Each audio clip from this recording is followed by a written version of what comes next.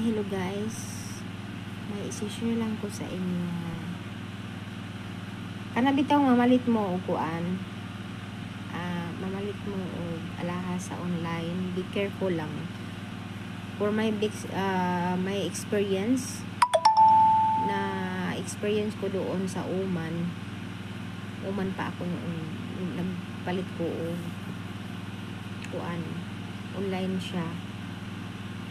Sa picture, sa mga video is parang makapal-kapal siya. Pero sa personal, hindi siya sobrang manipis, pero Diyos ko, isang nagupit lang sa buhok ko, naputol. And then, niadto ko uguan, gold shop na para, ano siya, tawag dun, para siyang idugtong, kuan ba? Padugtong na ko. Diyos ko, nga na ang kuan, nga na ang taga gold shop, dili daw madugtong kay sobra daw nipis. Tapos kung ila daw ko nung idugtong doon, para daw ko nung ang didikitan nila is parang mutunaw.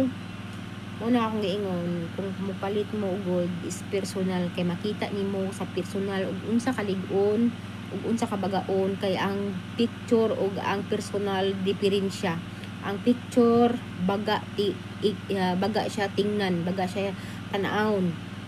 Tapos sa video baga siya tan-awon, pero sa personal nipis talaga siya. Yun ang experience ko. And then dito nakapalit ko og gold is personal, sa gold soap talaga is makapal talaga siya. Tapos hindi naman siya sobrang mabigat. At least mas nindot ka mag-investment ka og alahas.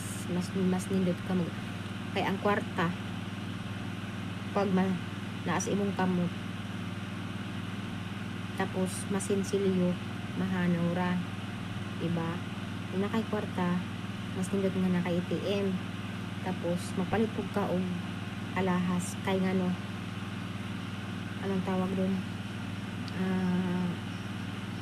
pag wala kay kwarta mo uli kag Pilipinas na kay mga ano, diba?